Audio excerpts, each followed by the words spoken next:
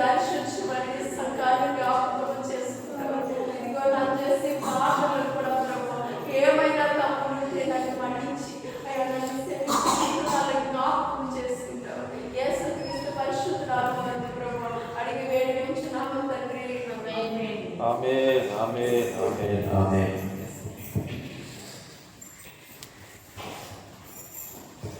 అద్వితీయ దేవుడు జీవం కలిగిన ప్రభువుకి ఈ 11 నెలలు ప్రభు బహుగా కాపాడి రక్షించి ఎన్నో మేలు ఉపకారాలు చేసి ఈ గొప్ప ఉపవాస ప్రార్థన శక్తిలో ఆయన పరిశుద్ధాత్మ కుమ్మరింపులో పరిశుద్ధాత్మ నడిపింపులో మరొకసారి దేవునికి తండ్రి కుమార పరిశుద్ధాత్మ దేవునికి స్తోత్రం స్తోత్రం స్తోత్రం స్తుతులు కృతజ్ఞతలు మహిమ ఘనత ప్రభువుకి కలుగును గాక.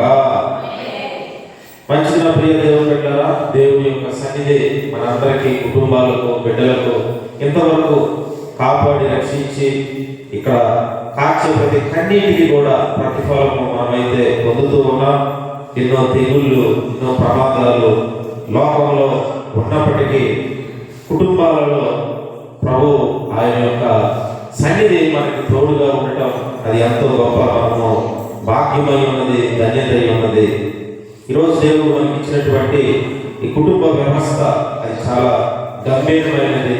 ఈ కుటుంబము మనందరినీ కూడా దేవుని బిడ్డల ఒక వరం. నిజానికి చాలా వరాలు మరి లేఖనాల్లో ఉన్నాయి, మనుషుల జీవితాల్లో ఉన్నాయి. కానీ పెద్ద వరం ఏంటంటే కుటుంబం ఉండటమే. ఈ కుటుంబమే ఒక పెద్ద వరం. ఈ కుటుంబాన్ని మనము ముందుకు తీసుకువెళ్ళడం అనేది అది మన వలన కాదు, దేవుని యొక్క సహాయము, దేవుని యొక్క శక్తి, దేవుని బిడ్డల ఈ సహవాసం వలన మన కుటుంబాన్ని ఆనాటికి పెద్ద ముద్దుగా ఉన్నటువంటి ఆ యొక్క చెట్టి మొదలు ఎలాగైతే ఆ యొక్క సరాబు చెక్కుతూ అక్కడ అనుకున్నట్లుగా దాన్ని మలుస్తాడో దేవుని సహవాసంలో కూడా ఈ కుటుంబాలన్నింటినీ కూడా ఆయన చెక్కుతూ ఆయన కనుక్కున్నటువంటి రూపంలోకి తీసుకొస్తూ ఉన్నాడు. ఆమేన్. దేవుడు మనకి ఇచ్చే అంశం ఏంటంటే అందరూ చెప్పండి, వైవాహిక జీవితము గుర్తులు. ఈరోజు దేవుడు మనతో మాట్లాడే అంశము వైవాహిక జీవితము గుర్తులు. వైవాహిక జీవితం అంటే కుటుంబ జీవితము లేక వివాహ జీవితాలు. దేవుని సభ చాలా మరి 66 పుస్తకాల్లో ఎన్నో కుటుంబాల్లో మనకి దేవుడు పాఠాలు నేర్పుతూ ఉన్నాడు. మన ఒక్క కుటుంబం కోసం ఎన్ని వేల కుటుంబాలు లేఖనాల్లో ఉన్నాయో. ఎందుకు రాశాడు? ఈ వేల కుటుంబాలు ఇన్ని కోట్ల కుటుంబాల మీద ఆధారపడి ఉన్నాయి.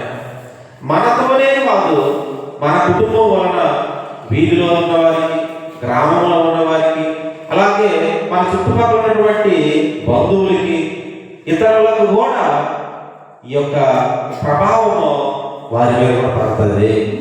అందుకే దేవుడు ఈ పరిశుద్ధ గ్రంథంలో ఉన్న కొన్ని కుటుంబాలను వాళ్ళు ఎలాగైతే ఉన్నారో మనం ఎలా ఉంటూ ఉన్నాం, వారు ఎలా చేశారో మనం ఎలా చేస్తూ ఉన్నాం, అవి తీసుకుంటే వాళ్ళు గెలిస్తే అవి చేసినప్పుడు మనము గెలుస్తాం, వారు ఓడిపోతే అవి మనం చేస్తే మనము కూడా ఓడిపోతాం. కాబట్టి గెలుపు కోసమే మనము ప్రతిదీ కూడా తీసుకోవాలి. ప్రతి నిర్ణయము, ఆలోచన, ప్రతి సలహా, ప్రతి అడుగులు. ఇక్కడ ఈ వైవాహిక జీవితంలో కొన్ని గుర్తులు ఈరోజు మనము మొదటి గుర్తు ఏంటంటే దేవుని బిడ్డలారా, పరిశుద్ధ పరచబడే గుర్తు. మొదటి గుర్తు పరిశుద్ధ పరచబడే గుర్తు. ఎలా పరిశుద్ధ పరచబడతారంటే దేవుడే వివాహ వ్యవస్థలో మంచి మాట అంటున్నాడు. పౌలు 14వ వచనంలో అవిశ్వాసమైన భర్త భార్యను బట్టి పరిశుద్ధపరచబడును, అవిశ్వాసురాలైన భార్య విశ్వాసైన భర్తను బట్టి పరిశుద్ధపరచబడును. చాలు చాలు. దేవుడు ఇక్కడ భార్యను బట్టి మొదలు పెట్టాడు, తర్వాత భర్తను పెట్టాడు. మొదటి భార్య చాలా కీలకమైన అంశం, భార్య చాలా శ్రేష్టమైన అంశం. భార్య వలన మాత్రమే ఇంటిని అది తరతరాలకు పేరైన రావాలి, తరతరాలకి అవమానమైన రావాలి. ఇక్కడ మాత్రమే కాదు, ప్రతి లేఖనంలో కూడా స్త్రీని సందర్భాల్లో తీసుకొస్తాడు. అకుల ప్రిస్కిల్లా ఆ కుటుంబం కోసం వాడినప్పుడు కూడా ముందు దేవుడి బిడ్డల భార్య పేరే అక్కడ చూస్తూ ఉంటారు. కారణం ఏంటంటే ముందుగా ఇంటిని మేలుకొల్పేటువంటి ఆ గుణ లక్షణాలు, ఆ మేలుకొల్పే సిద్ధపాటు, ఆ చురుకుతనము, ఆ యొక్క బిడ్డలను, భర్తను, ఇంట్లో ఉన్న ప్రతిదీ కూడా భార్య మీద ఈ ఆధారపడే పరిస్థితి. ముఖ్యమైనటువంటి ఆధారం ఏంటంటే పరిశుద్ధపరచబడటము. ఇది చాలా కష్టమైన పని. అయినప్పటికీ గుణమైనటువంటి విశ్వాసమైనటువంటి భార్యను బట్టి భర్త పరిశుద్ధ పరచబడును. ఎంత కష్టమైన మాట. పరిశుద్ధపరచలేనండి, నేను నా మాట వినట్లేదండి, అసలు నేను ఒకటి చెప్తే ఇంకొకటి చేస్తూ ఉన్నారు, ఇలాంటి వ్యక్తితో నేను ఎలా భరించాలి అని ఎంతో మంది ఫోన్లు చేసి ఎంతో మంది జీవితాలు కూడా మనకు కనిపిస్తూ ఉన్నాయి. కారణము పరిశుద్ధత. ఈ పరిశుద్ధత అనేటువంటిది మన మనసులో ప్రతి క్షణము కూడా ఎప్పుడైతే మెదులుతూ ఉంటుందో, ఎందుకంటే దేవుడు ఏమన్నాడు, నేను పరిశుద్ధుడిని, మీరు పరిశుద్ధంగా ఉండండి అని చెప్పిన తర్వాత మరలా ప్రభువారిని పరిశుద్ధపరచు. మనము ప్రతిరోజు కూడా నా దేవుడు పరిశుద్ధుడు కాబట్టి మనము పరిశుద్ధపరచబడేటువంటి ఈ కుటుంబాన్ని, భార్య భర్తను మొదట పరిశుద్ధతలోకి ఎంత అద్భుతమైన మాట. అవిశ్వాసైన భర్త భార్యను బట్టి పరిశుద్ధపరచబడును. భార్యను బట్టి అతనికి ఎన్ని వ్యసనాలు ఉన్నా, ఎన్ని అన్ని అలవాట్లు ఉన్నా, భార్యను బట్టి బైబిల్ ఆ ఒక్క వచనము మీద నువ్వు చెయ్యి పెట్టి నువ్వు రోజు ప్రభా ఇక్కడ మరి ఎందుకు రాశావు, 7వ అధ్యాయము ఈ 14వ వచనం నేర లైన్లో ఉన్న సంగతి ఏంటి అని ఎప్పుడైనా మనము బైబిల్ చదివిన బిడ్డలు దేవుడి సన్నిధిలో దేవుడిని ప్రశ్నించారు, ప్రభా ఎందుకు ఇంకా ఇంట్లో ఉన్న కొన్ని అలవాట్లు, కొన్ని లోపాలు, చిన్న ఈ యొక్క బలహీనతలను బట్టి నరకానికి వెళ్ళిపోయే ప్రమాదం ఉంది కదా అని మనం ఎంతవరకు భర్తల వరకు కొత్తగా పెళ్ళైనటువంటి బిడ్డలు చాలా వరకు ఆ యొక్క దేవుడు పెట్టారు. అపవాది 6 నెలలు తిరుగుతాడు. 6 నెలలు. ఎందుకంటే పెళ్ళైన 6 నెలలు 6 నెలల లోపే వాళ్ళని విడిపోయినట్లుగా అపవాది ఎక్కువగా గర్భఫలము రాకుండా ముందే వాడు ఎన్నో పోరాటాలు చేస్తాడు. ఆ ఎప్పుడైతే గర్భఫలము దేవుడు అద్భుతం చేశాడో కొంతవరకు బంధం ఏమవుతుందంటే బలం పొందుతుంది. బలం పొందిన తర్వాత ఏ చిన్న పొరపాట్లు ఉన్నప్పటికీ కూడా ఆ యొక్క గర్భంలో ఉన్నటువంటి బిడ్డను బట్టి అపవాది కార్యాలు 99% కొనసాగలేదు. ఆమె కారణం ఏంటంటే ఎవరైనా సరే ఆ గర్భంలో ఎదుగుతున్నటువంటి శిశువుని బట్టి కొంత భయం ఉంటుంది దేవుడు పెట్టారు. కాబట్టి గర్భఫలానికి ముందే వాడు ఎక్కువ ప్రయత్నాలు చేస్తాడు. తరువాత గర్భము దాల్చిన తరువాత భూమి మీదకి వచ్చిన బిడ్డను బట్టి బాధ్యతలు అనేవి పెరుగుతున్నప్పుడు నిజంగా ఇటు భర్త అటు బాధ్యతలు, ఈ పిల్లలు, ఇవన్నీ కూడా భార్య ఎంతో జాగ్రత్తగా ముందుకు నడిపించడము చాలా కష్టమైన పని. నా వల్ల కాదు అని అనకూడదు. కాబట్టి నా ప్రియమైనటువంటి బిడ్డలారా 2 విషయాలు ఈ పాయింట్లో 2 విషయాలు ఏంటంటే కుమారులు కన్నటువంటి తల్లి పరిస్థితి వేరు, కుమార్తెల కన్న తల్లి పరిస్థితి వేరు. కుమారులు వాళ్ళు ఏంటంటే వారింటికి ఇంకొక స్త్రీ వస్తారు, కానీ కుమార్తెలు కన్నటువంటి బిడ్డలు మాత్రము వారు ఇంకొక ఇంటికి వెళ్తారు. కాబట్టి వారికి ప్రారంభంలోనే ఆ ఇంట్లో జరిగే పనులన్నీ కూడా నేర్పించలేకపోతే ఎంత ఘోరమైన అవమానమో, ఎంత ఘోరమైనటువంటి దుస్థితితో చాలా కుటుంబాల్లో కనిపిస్తూ ఉన్నాయి. ఆ సందర్భంలో మనము ఆ ఎవరైతే మీడియేటర్స్గా మధ్యవర్తులుగా ఉండి పెళ్లి చేస్తారో వాళ్ళ మీద వస్తాయి అన్నమాట సమస్యలు. ఇవన్నీ ఇలాంటి సంబంధం ఎందుకంటే చూశారు, ఇలాంటి పెళ్లి ఎందుకంటే చేశారు, అసలు ఆమె పరిశుద్ధురాలు కాదు, ఇంకా నా భర్త భర్తని, అనగా నా కుమారుడిని, మా అల్లుడిని, మా ఇంట్లో ఉన్న మనవాడిని ఏం బాగు చేస్తుందని ఇంట్లో ఉన్న వాళ్ళందరూ కూడా ఒకటే పిరియోడు. దేవుడు పెట్టారా? కాబట్టి ఆడబిడ్డ మీదే ఈ వ్యవస్థ అంతా ఆధారపడి ఉంది. ఆడబిడ్డ నిజంగా ఒక విధంగా ఆమె పుట్టిన మొదలుకొని ఎప్పుడైతే ఎవరి ప్రాయంలో మొదలుపెట్టిందో అక్కడి నుంచి చనిపోయినంత వరకు ఆడబిడ్డ కష్టాలు. ఈ కష్టాలు గుర్తించలేదు కానీ ఆమె జీవితంలో దేవుడు మాత్రం గుర్తిస్తాడు. ఆమె ప్రియ దేవుడు పెట్టారా? నేను ఒక తండ్రిగా మీకు చెప్తూ ఉన్నాను. తండ్రిగా ఈ కుటుంబాలన్నీ కూడా కట్టబడాలి, కుటుంబాలన్నీ కూడా నిలబడాలి. సమాజంలోనూ ఇటు సంఘంలోనూ నిలబడాలంటే ఆడబిడ్డను బట్టి ఈ యొక్క వైవాహిక జీవితం అనే గుర్తులు మొదటగా ఈ పరిశుభ్రత అనేది ప్రతిరోజు కూడా అందులో ఎదుగుతున్నప్పుడు తప్పకుండా ఆమె ఇంటిని ఎంతమంది సభ్యులున్నా సరే ఆమె నిలబెట్టగలదు. ఆమె అది దేవుడు ఆ పరిశుద్ధతలో ఆ యొక్క మీరు ఔషధం అనుకోండి, లేకపోతే టాలెంట్ అనుకోండి, పరిశుద్ధతలోనే ఇవన్నీ ఇమిడి ఉన్నాయి. ప్రియ దేవుడు పెట్టారా? కాబట్టి ఇక్కడ పౌలు కొరింథీ సంఘంలో ఉన్నటువంటి కొన్ని గొడవలు బట్టి ఈ కుటుంబాలు విడిపోతున్న దాన్ని బట్టి కారణం ఎక్కడైనా చూస్తున్నప్పుడు భర్త ఎక్కువగా లోకంలో ఉన్నాడు, భార్య చక్కగానే ఉంటుంది, భార్య బాగానే ఉంటుంది, అమ్మాయి బాగానే ఉంటుంది. కానీ కుర్రోలు మాత్రమో అస్సలు వారి తీరు బాగోలేదు, వారి ప్రవర్తన బాగోలేదు. కానీ వీళ్ళకి మాత్రం ఏం కావాలి? పెళ్లి కావాలి, పెళ్ళి చేయాలి. ఇంట్లో ఉన్న సమస్యలు, ఇటువంటి సమస్యలు అయినటువంటి దైవజనుడిని ఇవన్నీ ప్రశ్నిస్తున్నటువంటి ఆ రోజుల్లో మరి మోసే ఎక్కడ ఖాళీ ఉండేది కాదు. ఊర్లో పంచాయతీ తీర్పులన్నీ కూడా తీర్చేసి ఇంటికి వెళ్ళేసరికి చాలా మంది ఇంకా పెండింగ్ ఉండేది.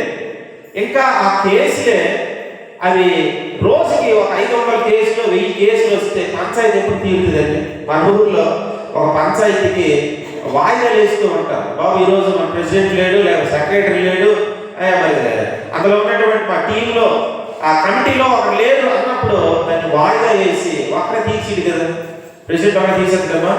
ఆ కమిటీలో అందరూ ఉంటారు. కానీ అలాంటి మోసే ఒక్కడ మీదే పడేది భారత. అప్పుడు ఆ మామగారు అన్యుడైనప్పటికీ మంచి సలహా ఇచ్చారు. ఆ సలహాను బట్టి 1000 మందికి ఒకటిని, 10,000 మందికి ఒకటిని, 100 మందికి ఒకటిని, 50 మందికి ఒకటిని, 10 మందికి ఒకటి, ఇలా తీసుకొస్తారు అనమాట. ఈరోజు ఇక్కడ ఒక్కడే అయిపోయింది. ఇవన్నీ కూడా సమస్యలు చూసి నిజంగా ఇది పౌలు ఫిలాసఫీ, ఒక విధంగా పౌలు యొక్క గూఢమైన సంగతులు. ఫిలాసఫీ అంటే గూఢమైన సంగతులు మనతో మాట్లాడుతూ ఉన్నాడు దేవుడు బిడ్డ. ఈ పరిశుద్ధత నిజంగా మన జీవితంలో కుటుంబానికి ఎంతో అవసరమై ఉన్నది. ఈ పరిశుద్ధత ప్రారంభం నుంచి ఆడబిడ్డలకి మనం నేర్పకపోతే ఇల్లంతా ఏదో అయిపోతుంది, ఎక్కడికో వెళ్ళిపోతుంది అనమాట. ఇంటి జీవితమో పతనమైపోతుంది. ఇటువంటి సందర్భంలో అక్కడ పౌలు చాలా శ్రేష్టమైనటువంటి సంగతులు మనకు తెలియపరుస్తూ ఈ పరిశుద్ధమైనటువంటి జీవితాన్ని అపవిత్రపరచడానికి ప్రతి క్షణము కూడా అపవాది కుటుంబం మీదే దాడి జరుగుతుంది.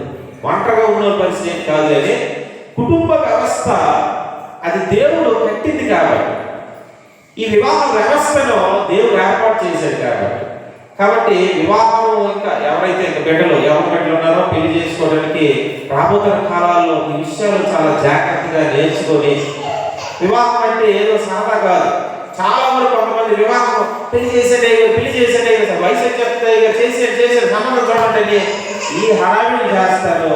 కానీ నేర్పవలసినవి నేర్పించారు అన్నీ ఆ తర్వాత చూసుకుంటారులేండి, తర్వాత నేర్చుకుంటారులేండి నెమ్మదిగా. తర్వాత ఇంకా నేర్చుకుంటారు. ముందే నేర్పించి మనం సిద్ధపరచకుండా వివాహం చేసుకున్న తర్వాత నేర్పించేది ఉండదు. అక్కడ గొడవలు అనేవి ఎక్కువ అవుతాయి. కాబట్టి దేవుడు ఆడబిడ్డలకు అన్నటువంటి తల్లిదండ్రులకు తండ్రిగా నేను చెప్తున్నటువంటి మొదటి సలహా, దేవుడు మనకి ఇచ్చినటువంటి వర్తమానంలో పరిశుద్ధతను గురించి వివాహ వ్యవస్థను ఎలా కట్టాలి, ఏ విధంగా నేర్పించాలి అనేది నేర్పించినప్పుడు అద్భుతమైనటువంటి నిర్ణయాలు దేవుడు కుటుంబాన్ని నడిపిస్తాడు. ఇక్కడ ఈ పరిశుద్ధమైనటువంటి దాంట్లో చూడండి, ఒక బలహీనం ఇచ్చే సలహా ఎలా ఉందంటే, న్యాయాధిపతుల గ్రంథము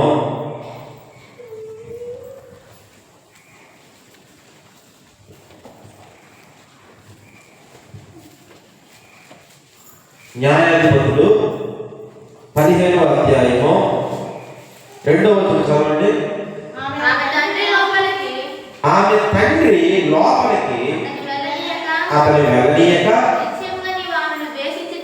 నిశ్చయముగా నీవు ఆమెను ద్వేషించితివి అనుకుని నీ స్నేహితునికి ఆమెను ఇచ్చితిని. ఆమె చెల్లెలు ఆమె కంటే చక్కనిది కాదా? ఆమెకు ప్రతిగా ఈమె నీకు ఉండవచ్చును, చెత్తగించమని. అంత ఘోరమైన సలహా ఏంటి ఇది? ఎంత దౌర్భాగ్యమైనటువంటి నిర్ణయం ఇది! వివాహము అసలు దేవుడు సంసోనికి వివాహం చేసుకుని చెప్పాడు. తల్లికి ఏం చెప్పాడు? మొదట దేవదూత ప్రత్యక్షమైనప్పుడు ప్రతిదీ కూడా చెప్పాడు. అతని తల మీదకి మంగళ కత్తి రాకూడదు, ద్రాక్షారసం తాగకూడదు, అతను పుట్టినది మొదలుకొని దేవుని కొరకు ప్రతిష్ఠితుడై నా జీవు చేయబడ్డాడు. ఈ పదము చాలా విలువైనటువంటి పదం. నా జీవు దేవుడికి సొంతము. దేవుడు పెట్టారా? ఈ మాట నిజంగా ఈ యొక్క పరిశుద్ధ లేఖనాల్లో బాప్తిస్మం ఇచ్చి యోహాను కోసం వాడబడ్డది, తరువాత యేసు ప్రభు కోసం వాడబడ్డది, ఆ తరువాత ఇక్కడ సంసోను కోసము కనబడుతున్నప్పుడు వారి చుట్టూ అసలు మంగళకత్తి రాలేదు. కానీ ఇక్కడ అతను చాలా ఘోరమైనటువంటి ప్రయత్నం. ఎప్పుడైతే సంసోను తన జీవితంలో దేవుడు పెట్టారా తిమ్నాథ్కి వెళ్ళాడు, తర్వాత గాజాకి వెళ్ళాడు, తర్వాత సోరేకి వెళ్ళాడు. చూసేవా చివరికేమో దాగోలు చచ్చిపోయాడు. వాడు దేవుడు ఉండమన్న దగ్గర ఉండకుండా పరిశుద్ధమైనటువంటి సంఘంలో ఉండమని, పరిశుద్ధమైన యెరూషలేములో ఉండమని, దేవుని యొక్క బిడ్డల దగ్గర ఉండమని దేవుడు ఆజ్ఞాపిస్తే ఇతనేంటండి తిమ్నాథు, గాజా, సోరేకు ఇవన్నీ తిరుగుతున్నాడు. ఇతను తిరిగేది కూడా దేని కొరకంటే ఆడబిడ్డల కోసమే, మరలా అమ్మాయి కోసమే. మరలా కొన్ని వ్యక్తివాడు ఎక్కడికి వెళ్ళాడంటే లోకంలో ఉన్నటువంటి సున్నతి లేని ఫిలిస్తీయుల కుటుంబాలనే ఎక్కువగా ఇష్టపడతాడు. ఇశ్రాయేలు కంటే అంతగా ఉన్నారు. కానీ ఇతనేంటంటే అన్యులే నచ్చారనమాట. అంటే దెయ్యాలు నచ్చుతున్నారు తప్ప దేవుని యొక్క స్వరూపంలో ఉన్నటువంటి దేవుని చిత్తం నచ్చట్లేదు. అక్కడ అటువంటి బిడ్డను చేసుకుంటే అతని తండ్రి చూడండి ఎలా చూడదని చాలా ఆశ్చర్యం అనిపించింది నాకైతే.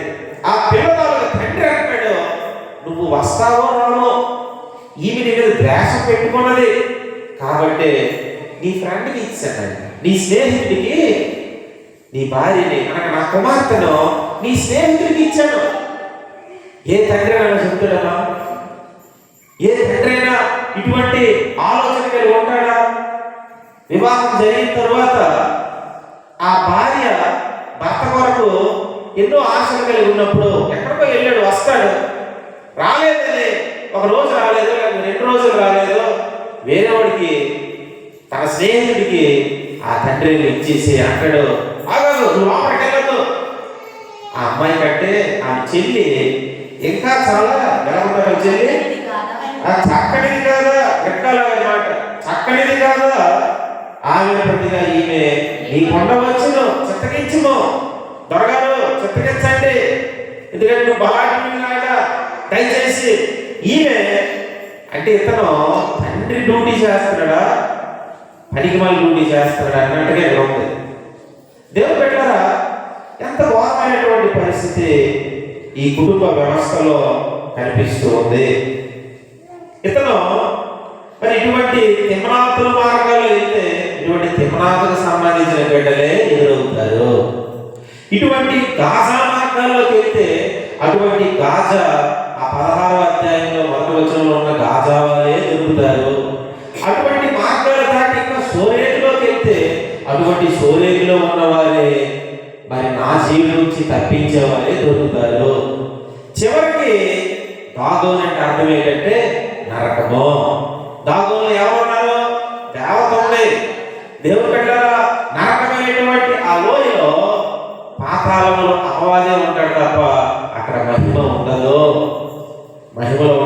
వారు, మహిమలో ఉన్న కుటుంబము, నాశీకరించబడినటువంటి జీవితము చివరికి దాగోన్లోకి వెళ్ళిపోయింది.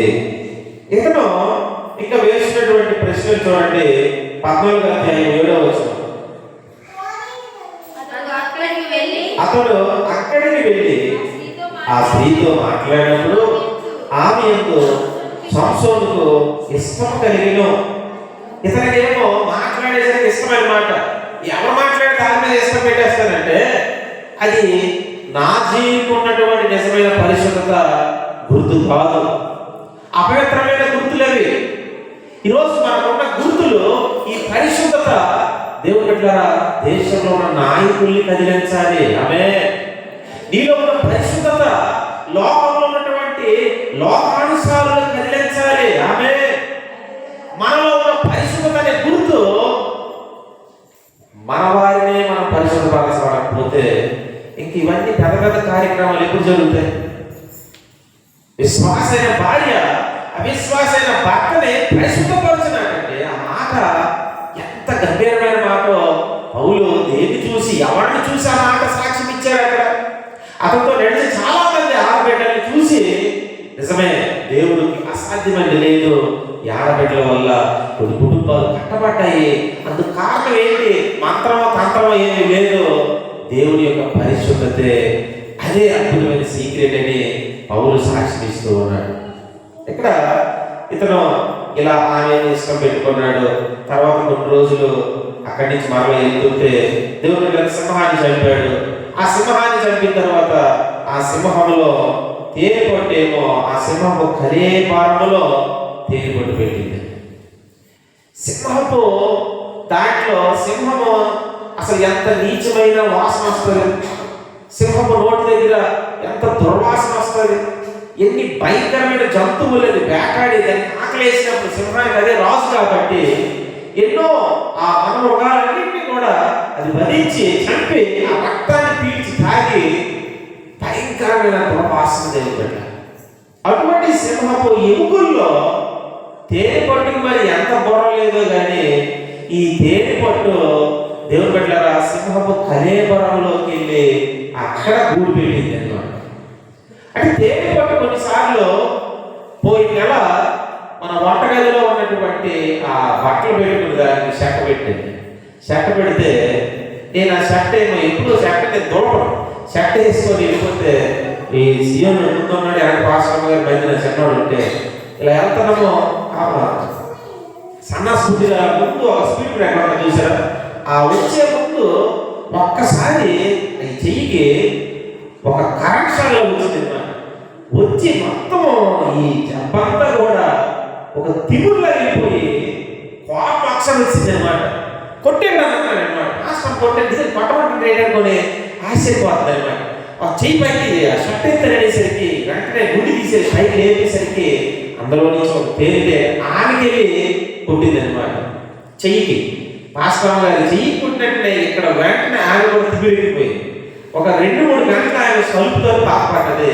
నాకు మొత్తము ఆ భాగమంతా కూడా దేవుడు పెట్టారు తేలిటేగా. మరి ఎంత భయంకరంగా తులసైకి ఆ బడ్డీలో తులసయ్య గారికి ఆయన మొత్తం లుంగిలు వెళ్ళిపోయాడు అనమాట. ఆ తేనెటేగలో ఆ రాత్రంతా స్వల్పు బాగా నాకు అర్థం అవ్వలేదు కానీ ఒక్క తేనెటేగే సెట్లోకి వెళ్ళి అది గూడు పెట్టింది అనమాట.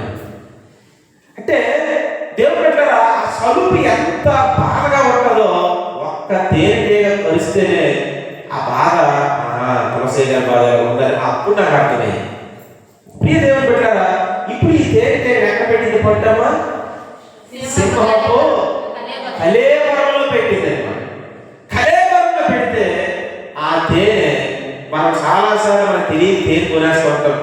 అది సింహపు కలేబరంలో పెట్టిందో, పంది కలేబరంలో పెట్టిందో, అది ఏ ఎముకల గూడులో పెట్టింది, అడవిలో తీసుకొస్తారో మనకు తెలియదు. అవి చాలా మరి విలువైనది కాబట్టి తాగేస్తూ ఉంటాం. తేనె అనగా అది మనిషి యొక్క క్రియలకు సాదృశ్యం, తర్వాత వాక్యానికి సాదృశ్యం. నీ వాక్యము నా నోటికి జుంట తేనె మధురమైన తేనె వలె ఉన్నదని అంటాడు. ఈరోజు మధురముగా మనము కూడా ఈ మాట ఉప్పు వేసినట్టుగా అంటే మనము కూడా మన మన క్రియలు కూడా మధురమైన ఈ తేనె ఎలా ఉంటూ ఉంటుంది. ఈ మధురము దేవుడు పెట్టారా, ఈ మధురమైనటువంటిది తేనెతో పోల్చాడు, నూనెతో కూడా పోల్చాడు. నీ క్రియలు నూనెతో, బొక్కావాడి తైలంలో చచ్చిన ఏగలో అప్పు కొట్టున్నానంటాడు. అంటే ఎప్పుడైతే ఏగలకి పడతాయో, ఈరోజు తైలమనే మన బ్రతుకుల్లో నూనె బాగుంది, తలకు రాయొచ్చు, ఒంటికి రాయొచ్చు, కూర పట్టవచ్చు, కానీ అందులో ఏం పడ్డాయి?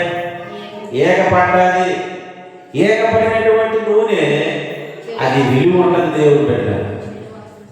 భయంకరమైనటువంటి దుర్వాసన కలిగినటువంటిది. అది వాడేయడానికి ఆ నూనె రండి, ఇది కూడా తేనేనండి, వాడండి.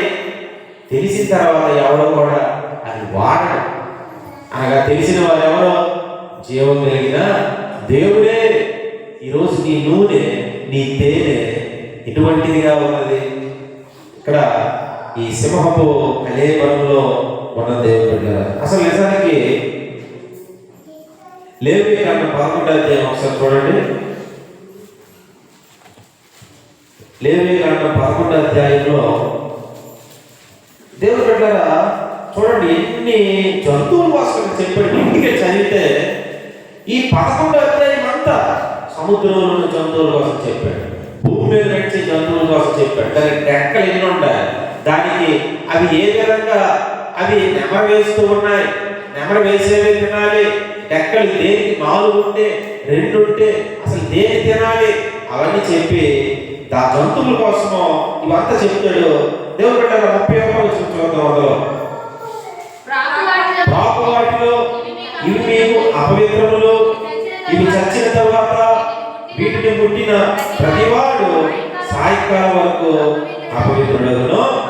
వాటిలో చచ్చిన దాని కళేబరము దేని మీద పడునో అది అపవిత్రమగును. అది చెక్క పాత్రయే గాని, బట్టయే గాని, చర్మమే గాని, సంచియే గాని, పనిచేయ ఉపకరణము ఏది గాని అయిన దాని నీళ్ళలో వేయబడును. అది సాయంకాలం వరకు అపవిత్రమై ఉండును, తరువాత అది పవిత్రమగును. చివరి సంచులు కూడా అపవిత్రమైన, సంచి బ్యాగే అపవిత్రమైతే మరి మనిషి పరిస్థితి ఎంతవరకు అపవిత్రమవుతున్నాడు? సాయంత్రం వరకు అపవిత్రుడాడు. బట్టలు ఉతుక్కోమంటున్నాడు, నీటిలో మరి శుద్ధి చేసుకోమంటున్నాడు. దేవుడు పెట్టారు. ఈ ఎండిపోయిన కళేబరాలకు పడినటువంటిది, ఆ కళేబరాలు వాడి మీద పడినా, ఈ కళేబరాలు ముట్టినా, లేకపోతే అవి తాకినా, మన బ్యాగులు తగిలినా సాయంత్రం వరకు అపవిత్రుడాడు. ఒక చచ్చిపోయిన జంతువుని ముడితేనే ఈ గోత్రాలు దేవుడు చెప్తూ ఉన్నటువంటి మాట. మరి పాపమే మనిషిలోకి వస్తే ఆడెంతవరకు అపవిత్రుడు? ఒక చచ్చిపోయిన జంతువును ముట్టుకుంటే సాయంత్రం వరకు అపరిశుద్ధత. మరి పాపమే మనిషి లోపల ఏలుబడి చేస్తే, కుటుంబంలోకి ఏలుబడి చేస్తే సాయంత్రం వరకు అపవిత్రుడా, జీవితాంతం అపవిత్రుడా? చనిపోయినంత వరకు కూడా నరకానికి వెళ్ళినంత యుగయుగాలు అపవిత్రుడే, సదాకాలం అపవిత్రుడే. ఇక బట్టలు ఉతుక్కున్నా అది దేవుడి దగ్గర ఒప్పుకుంటే తప్ప దేవుడి బిడ్డల పవిత్రుడయ్యే అవకాశమే లేదు. ఎంత గంభీరమైన దేవుడు మన దేవుడు. ఇక్కడ ఈ కుటుంబ వ్యవస్థ దేవుడి బిడ్డలారా మనకి కనిపిస్తున్నటువంటిది. సాయంకాలము ఇవన్నీ కూడా మరి సూర్యుడు అస్తమించే లోపే మన ప్రతి బలహీనతలు, ప్రతి అవిధేయత, అపవిత్రమైన కార్యక్రమాలు, వాటి కోసం దేవుడి సన్నిధిలో మనము మొదటగా దేవుడిని పరిశుద్ధపరిచేటువంటి ఆ మార్గాలు మరలా మనమే తీసుకోకపోతే ఈ వైవాహిక జీవితంలో మొదటి గుర్తు చాలా కష్టమైనటువంటి పరిస్థితి. ఇక్కడ సంసోను ఈ విధంగా బలహీనమైనటువంటి ఆడబిడ్డలను సాంగత్యం చేసుకొని అతను ఆ పొడుపు కదేసిన తర్వాత అంటాడు, 14వ అధ్యాయం 13వ వచనం, మీరు దాన్ని నాకు తెలుపు లేకపోయినా మీరు 30 సన్నపు నారపట్టలను 30 దుస్తులను నాకు ఇవ్వవలెనని వారితో చెప్పగా వారు మేము ఒప్పుకొందుము, నీవిప్పుడు కథను వేయమని అతనితో చెప్పిరి. ఇక్కడ చూశారంటే దేవుని బిడ్డలారా, సన్నపు నార బట్టలు నేను మీకు ఇస్తాను, లేకపోతే మీరు నాకు సన్నపు నార బట్టలు ఇవ్వండి. ఒక అన్యుడి దగ్గర ఏం బట్టలు ఉంటాయి? నువ్వంటే దేవుని బిడ్డవి, నీ దగ్గర ఏముంది? రక్షణ వస్త్రం ఉంది, నీ దగ్గర పరిశుద్ధ వస్త్రం ఉంది. కానీ అన్యుడి దగ్గర అది ఎటువంటి వస్త్రమో దావీదు అంటాడు ఒక గంభీరమైన మాట 39వ కీర్తనలో దేవుని బిడ్డలారా చూడండి ఒక మాట. అదేంటంటే 11వ వచనం, 39వ కీర్తన 11వ వచనంలో చదువమ్మా. చిమ్మట కొట్టిన వస్త్రము వలె నీవు వారి అందము చెడగొట్టెదవు, నరులందరూ వట్టి ఊపిరి వంటి వారు. ఇక్కడ ఏంటంటే చెమ్మట కొట్టిన వస్త్రము. చెమ్మట కొన్ని వస్త్రాలు చూడండి, మనం ఎక్కడైనా కొబ్బరి చెట్లకో జామ చెట్లకో కొన్ని మొక్కలకి ఏదో టవలో ఏదో పడేస్తాం, పాతం అయిపోయి కదని. కొన్ని రోజులు అయిన తర్వాత ఆ చెమ్మట కొట్టిన తర్వాత మీరు పట్టుకోండి, ఎండిపోయిన తర్వాత ఆ చెమ్మటతో నా మొక్క అలాగ వచ్చేస్తుంది అనమాట. దావీదు చెమ్మట కొట్టిన వస్త్రాలు, అటువంటి భక్తిహీనులు యొక్క చెమ్మట కొట్టినటువంటి అతిక్రమ క్రియలు, అటువంటి దోషములను బట్టి ఇటువంటి గద్దింపులు లొంగని వారు వారికి దూరంగా ఉన్నాడు.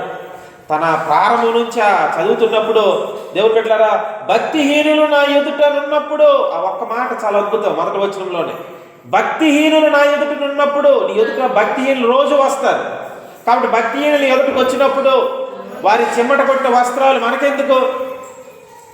ఇక్కడ నీవు నాకు ఈ పొడుపు కథ చెప్తే మీరేనా చెప్పండి, చెప్పారు అనుకోండి, మీ దగ్గర నుంచి ఇదిగో చెప్పలేకపోతే మీరు నాకు ఇవ్వాలి, చెప్తే నా వస్త్రాలు ఇస్తారు. నీ వస్త్రాలు విలువైనవి. ఆదాం దగ్గర ఉన్న వస్త్రం విలువైన దాడు లాక్కి వెళ్ళిపోయాడు. చివరికేమో ఏవో అక్కడ ఉన్నటువంటి ఆకులేమో పట్టుకోవాల్సి వచ్చింది. ప్రియ దేవుని బిడ్డలారా, దేవుడు మనకిచ్చినటువంటి ఈ వివాహ వ్యవస్థలో మొదటగా పరిశుద్ధత చాలా ఉన్నాయి, కానీ సమయం అవుతుంది, త్వరగా వెళ్తున్నాను. రెండవదిగా అక్కడ 1 కొరింథీయులు చెప్తాడు, భార్య భర్తను ఎడబాయకుడి.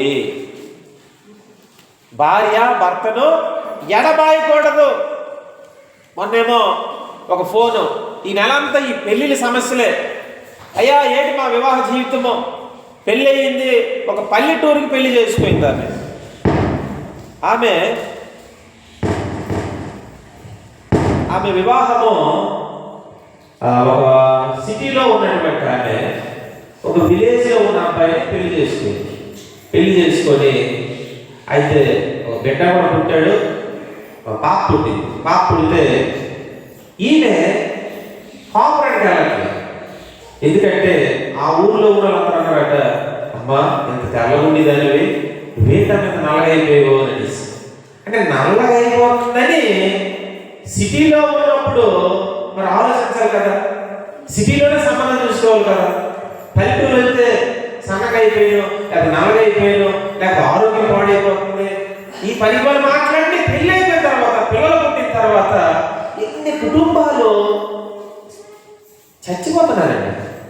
ఎంతమంది నా భార్య ఇలా చేసింది అనుకొని కొంతమంది గుండె అయిపోయి, కొంతమంది ఏమో విషాలు తాగి, కొంతమంది ట్రైన్ దగ్గరికి వెళ్ళి చనిపోయి, కొంతమంది ఉరేసుకుంటూ ఎన్ని ఘోరమైన మరణాలు. వివాహమైన తర్వాత ఎడబాయకూడదు. స్తోత్రం, హల్లెలూయా. ఎడబాసినటువంటి ఈ కుటుంబ వ్యవస్థలో పౌలు చాలా బాధపడుతూ సంఘానికి అది దేవుని నియమం వల్ల మాత్రమే, దేవుని జతపరిచినటువంటి వివాహ వ్యవస్థలో విడిపోయే అవకాశం లేదు.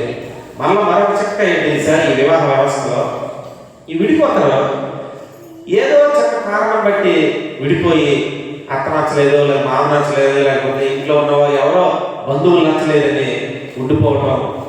కొన్ని నెలలు అలా కొన్ని సంవత్సరాలు అయిన తర్వాత ఇటుపక్క ఉన్న పెద్దలు అటుపక్క ఉన్న పెద్దలు బాగా ముగ్గురు కదా చెప్తారు, వాళ్ళే మీ దగ్గరికి వచ్చినంత వరకు మీరు ఏంటనకంటే ఎన్ని సంవత్సరాలు అలాగే మీరు భరించండి, వాళ్ళే వస్తారు, అప్పుడు మనము రండమ్మా అని అంటారు అని చెప్పినప్పటికీ దేవుడు దగ్గర పారితోషికం అడుగుతారన్నమాట.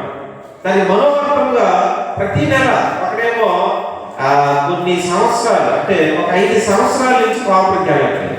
ఇతను వ్యసనాలు ఉన్నప్పటికీ ఆ భార్య ఏమో భార్య తాలూకా డబ్బే క్యాన్సర్ వస్తే అతన్ని బాగు చేసి అన్ని చేస్తే మరలా వ్యసనాలు చేస్తూ ఉన్నాడు. అయితే ఏమైంది, ఈ ఇద్దరు విడిపోయి ఉన్నారు. ఈ అమ్మాయి ఏమో ఉద్యోగం చేస్తుంది. ఇప్పుడు అబ్బాయి అంటున్నాడు, అరే అమ్మాయికి ఉద్యోగం ఉంది కదా, నువ్వేమో మనోవర్త పరంగా 5 లక్షలు అడుగు. ఎక్కడైనా అబ్బాయిని అడుగుతుంది కానీ ఈ రోజు ఏంటంటే వెరైటీగా అబ్బాయి తిరిగి అడుగుతున్నాడు. అమ్మాయి 5 లక్షలు ఇస్తే నేను నిన్ను చేస్తాను అంటే ఇది చూసింది డబ్బులు చూస్తున్నాడా, కుటుంబాన్ని చూస్తూ ఉన్నాడు. చూసా ఎంత నీచమైన ధనం ఏర్పడి చేస్తాడు. కుటుంబము ఒక అద్భుతమైనటువంటి వివాహ వ్యవస్థ, దీనిని నిర్మించిన ఆ సృష్టికర్తనే మరిచిపోయి ఎడబాసే విధానం. ఈ అమ్మాయి వాళ్ళు ప్రేమించి పెళ్లి చేసుకుంది. మరి ప్రేమించి పెళ్లి చేసుకొని ఎందుకు విడిపోతున్నారో అర్థం అవ్వట్లేదు. ప్రియమైనటువంటి కుమార్తెలారా, వివాహం అంటే ఆటపాటలు కాదు, వివాహం అంటే మార్కెట్ కాదు, వివాహం అంటే నచ్చినట్లు దేవుడు బిడ్డలారా ఆ లోపలికి వెళ్ళిన తర్వాత నీ చావే అక్కడ ముగింపు అవ్వాలి తప్ప ఇక మధ్యలో నువ్వు విడిచిపెట్టి వెళ్ళకూడదు. ఆమె ఎడబాయుడి అంటాడు, ప్రభువే నీకు సాక్షి, నేను కాదు. పౌలు ఎంత జాగ్రత్తగా తెలియపరుస్తున్నాడు దేవుడు బిడ్డలారా. మూడోదిగా ఎప్పుడైతే పరిశుభ్రతను కలిగి కొనసాగుతామో, ఎడబాయకుండా రెండవదిగా కొనసాగుతామో, మూడవదిగా ఏమంటున్నాడు 14 వచ్చిన మొదటి కొరింథీయులు, అవిశ్వాసైన భర్త భార్యను బట్టి పరిశుద్ధపరచబడును, అవిశ్వాసమైన భార్య విశ్వాసైన భర్తను బట్టి పరిశుద్ధపరచబడును. లేని వల్ల మీ పిల్లలు అపవిత్రులై యుద్ధులు, ఇప్పుడైతే వారు పవిత్రులు. ఇప్పుడైతే మీ పిల్లలు పవిత్రులే, ఇప్పుడైతే మీ పిల్లలు విశ్వాసులే, ఇప్పుడైతే మీ పిల్లలు దేవుడిలో ఎదుగుతూ ఉన్నవారు. కానీ తండ్రిని బట్టి తల్లిని బట్టి పిల్లలు ఏమైపోతారట, అపవిత్రులు అవుతారు. మూడవది ఏంటంటే పిల్లల తరంపై దృష్టి నిలపాలి. మనం పరిశుద్ధంగా ఈ కుటుంబ వ్యవస్థను ప్రతిరోజు కూడా పరిశుద్ధత భార్య గమనిస్తూ ఉండాలి. భర్తని పరిశుద్ధతలో ఎంతవరకు ఉంటున్నాడు, రోజు రోజుకి ఎంత పర్సెంటేజ్ పెరుగుతూ ఉంది. దేవా ఇంకా పెరగట్లేదయ్యా, దేవుడు మనం అడగాలి. దేవా ఏంటి ప్రభా అంటే మనకు పరిశుద్ధత ఉంటే మనకు ఉంటుంది. మనకు లేదనుకో ఆగలాలంటే నాకేంటి. కొంతమంది ఏంటంటే కొత్త బ్రాండ్ డబ్బులు ఇచ్చేస్తే చాలు, నా భర్త నాకు డబ్బులు ఇచ్చేస్తే ఆయన ఎలా తిరిగినా పర్వాలేదు, నాకు మాత్రం డబ్బులు ఇచ్చిన ఆయన నువ్వు ఎటు పక్క తిరుగు ఏది చేసుకో, డబ్బులు మాత్రం ఒక తగ్గకూడదు. ఎంత రోజు కూలైతే కూలిలో తగ్గకూడదు, కానీ అతను ఎలా కూడా నువ్వు అడగకూడదు. ఈరోజు దేవుని సన్నిధిలో మనము ఈ పరిశుద్ధత, ఈ ఎడబాసే విషయంలో పిల్లల తరం మీద ఎంతవరకు మనం నిలుపుతూ ఉన్నాం ప్రియ దేవుని పెట్టాలి. కాబట్టి ఆ విషయాల్లోనే వైవాహిక జీవిత ఈ గుర్తులను మనం కొనసాగించాలంటే ఇక్కడ ఇతను తిమ్రాత్కి వెళ్ళాడు, గాజాకి వెళ్ళాడు, షోరేకి వెళ్ళాడు, చివరికి దాగోకి వెళ్ళాడు. ఇతను గోత్రమే దాను వంశస్థుడు. ఈ దాను వంశస్థుడికి 49వ అధ్యాయంలో ప్రవచనం కూడా ఏంటంటే గుర్రం ఎక్కేవాడంటే వెనకబడిపోతుంది. అంటే గోత్రంలో మనం గుర్రం ఎక్కేవాడిని క్షేమంగా తీసుకెళ్ళాలే తప్ప పడిపోయేటట్లు మన కుటుంబాల్లో మనం ఉండకూడదు గాక. పెళ్లి చేసుకున్నారు, పెళ్లి చేసుకున్నప్పుడు భర్తను మనము ముందుకు మోసుకొని వెళ్ళాలి, ముందుకు తీసుకొని వెళ్ళాలి, పిల్లలు మనం తీసుకొని వెళ్ళాలి తప్ప చేసుకున్నందుకు పడిపోయేటట్లుగా పతనమయ్యేటట్లుగా ఏ కుటుంబము ఉండకూడదు గాక. అవే దేవుని బిడ్డలారా, వైవాహిక జీవితంలో ఇంకా చాలా సంగతులు ఉన్నాయి. ప్రభు మనకు రాబోతున్న దినాలు ఇంకా మాట్లాడి ఈ 3 గుర్తుల యొక్క పరిశుద్ధత, విడబాయకుండా ఉండేది, పిల్లల తరపై దృష్టి పెట్టేటువంటి కృప ఏక దేవుడు మనందరికీ అనుగ్రహించి నడిపించును గాక. ఆమేన్. ప్రార్థన చేసుకున్న తల్లు చూసుకోండి. ప్రార్థన. ప్రేమలేని మా తండ్రి, పరిశుద్ధులైన దేవా, వైవాహిక జీవితమో రోడ్డెక్కిపోతూ ఉంది, వైవాహిక జీవితమో కోర్టులకు వెళ్తూ ఉంది, వైవాహిక జీవితమో పంచాయతీలకు వెళ్తూ ఉంది. అందువల్ల నువ్వు వివాహ వ్యవస్థను నిర్మించండి. ఓ స్త్రీ, నీ భర్తను నువ్వు రక్షించడమో లేదో నీకేమి తెలియదు. ఓ పురుషుడా, నీ భార్యను నువ్వు రక్షించడమో లేదో నీకేమి తెలియదు. ప్రభా, ప్రతి వారికి వారి వారి క్రియలు బట్టి నువ్వు నియమించిన విధానము, ఈ యొక్క క్రమము వివాహ వ్యవస్థలో మా ప్రియబిడ్డలకు ప్రభా ఈ చివరి శుక్రవారం మీరు నేర్పించిన ప్రతి మాటను బట్టి నీ చేతులకు అప్పగించుకుంటున్నాను. ఏ కుటుంబం అయితే పతనంలో ఉందో, ఏ కుటుంబం అయితే నిలదొక్కుకోలేని పరిస్థితిలో ఉన్నదో, ఏ కుటుంబం అయితే ప్రభా అనేకమైనటువంటి సమస్యల్లో కూలిపోతూ ఉన్నవో దయచేసి కృప చూపించమని, సహాయం దయచేయమని, గాజాలోను షోరేలోను దిగున ప్రభా తిమ్రాతులోను సంతోషం లేదు, యెరూషలేములోనే దేవ హెబ్రోనులోనే నీ పరిశుద్ధ సంఘములోనే మాకు ఆనందం ఉన్నది, క్షేమం ఉన్నది. నీలో మేమంతా ఉంటూ నడిపించమని, కుటుంబాన్ని కాపాడమని, సంఘాన్ని నానాన్ని బలపరచమని, దుష్టుడు ఆయుధాలన్నీ కొడుకు యేసు నామములో వేడుకుంటున్నాం తండ్రి. అందరూ నిల్చుందాం. కానుకలు సమర్పితం దేవుడు.